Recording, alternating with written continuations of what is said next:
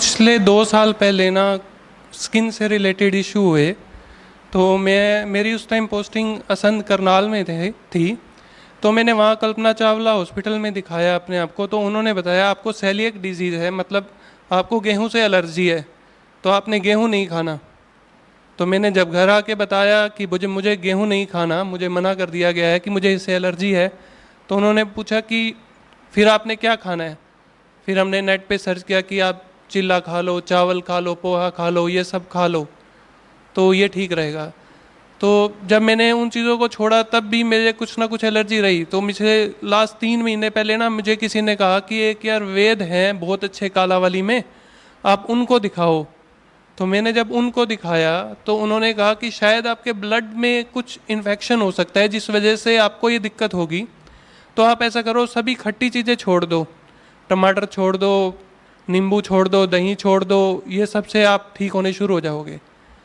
तो मैंने घर आके बताया तो उन्होंने कहा कि भाई ये सब मना कर दिया। कहते फिर आपने खाना क्या है। फिर हमने कहा यार अब ये फिर नेट से देख के फिर हमने अपने आप की डाइट को और कम करना शुरू कर दिया। इवन मैंने लास्ट 2 महीने में एक टाइम जवार की रोटी खाता था और दोपहर को सेब खाता था। मैंने उसी से ही 10-12 किलो अपना वज़न लूज़ कर लिया। मतलब मेरा 92 वेट था, 82 और 80 के बीच में चल रहा है। तो कल मैं फिर घर गया तो अपने दोस्तों के साथ बात कर रहा था, तो मैंने कहा कि मैंने ऐसे करके कैंप अटेंड किया है। उन्होंने कहा कि पका हुआ नहीं खाना। वो कहते यार फिर खाना क्या है। मैंने कहा ये अच्छी बात है कि उन्होंने बता दिया कि खाना क्या है। तो मैं इस चीज़ के लिए थैंक यू करता हूँ सर कि हम मुझे ये तो पता है कि मुझे खाना क्या है।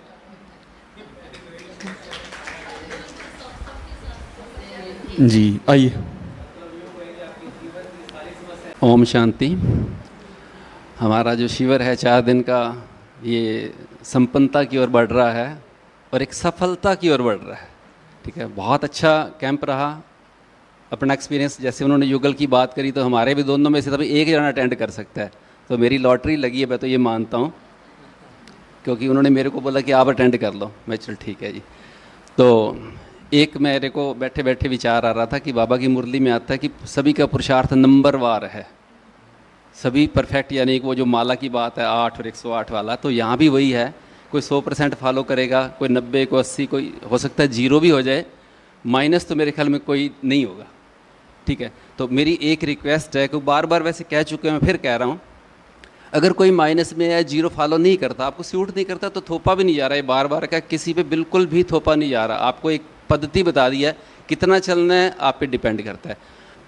परंतु बाहर जाने के बाद अगर आप फॉलो नहीं करते और कोई आपसे पूछ लेता कि आपका कैंप कैसा रहा या कुछ है, तो कोई नेगेटिव बात करके मतलब बद्दुआओं के भागी ना बने। कम से कम ये हम इतना तो कंट्रोल कर ही सकते हैं। कल नेगेटिव ना कहे भी ठीक था जी, मैं फॉलो नहीं कर सका। अपनी मतलब कमी को, अपनी असफलता को, एक्चुअली ह्यूमन बीइंग नेचर है, कोई भी असफल होता है ना तो कहीं ना कहीं ठीक रफ फोड़ देता है। आमतौर पे ये ह्यूमन बीइंग नेचर है। तो मेरी एक रिक्वेस्ट है, एक मंच के मतलब इस इतने पवित्र और स्थान पे बैठे हैं, भी यहाँ जाके अगर आपको 0 भी कहीं है ना, भी फॉलो नहीं करना, कोई दिक्कत नहीं है, किसी को दिक्कत नहीं है, परंतु वो बद्दुआओं के भागी नहीं बनना, नेगेटिव प्रचार नहीं करना, ये मेरी एक रिक्वेस्ट है।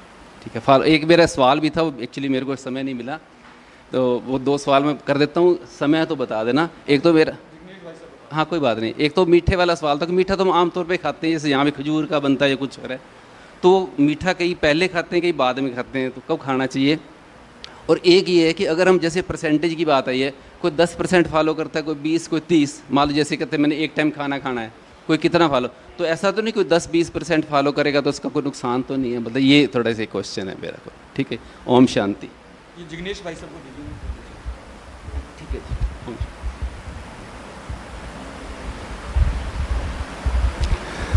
पहले दिन ही मैंने कहा था कि आप दुकान को 10 मिनट भी खोलते हैं तो उससे व्यापार में कोई बढ़ोतरी नहीं होती, लेकिन एनडीएस को 10% भी फॉलो करते हैं तो कुछ न कुछ मुनाफा होगा ही। और दूसरी बात आपकी कौन सी क्वेश्चन था? मीठा। हाँ, पहली बात तो ये है कि जो मैनमेड शुगर से जो कोई भी मीठी चीज़ें खाते हैं वो हो सके तो 100% लीव छोड़ ही दें।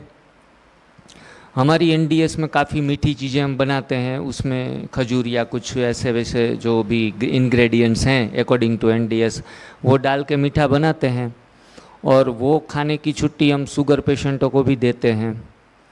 और रही बात आगे खाने की, पीछे खाने की, बीच में खाने की, तो और कई बार तो कॉम्बिनेशन करके भी लोग उलझ जाते हैं कि इनका कॉम्बिनेशन इनके साथ है, इनका कॉम्बिनेशन इनके साथ है।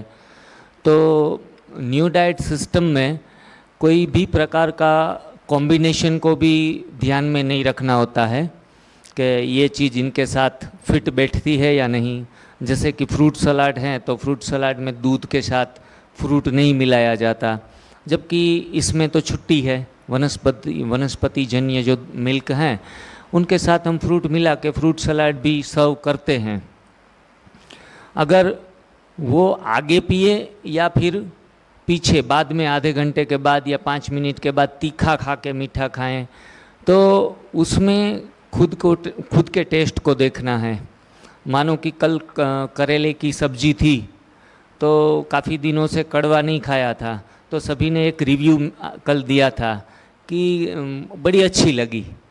बाकी हमेशा करेला कैसा होता है, कड़वा ही होता है, और ज़्यादातर उनको रिजेक्शन से ही पास होना पड़ता है करेले को।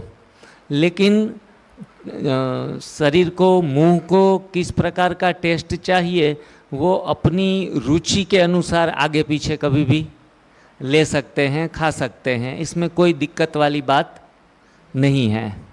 ठीक है जी, हाँ जी।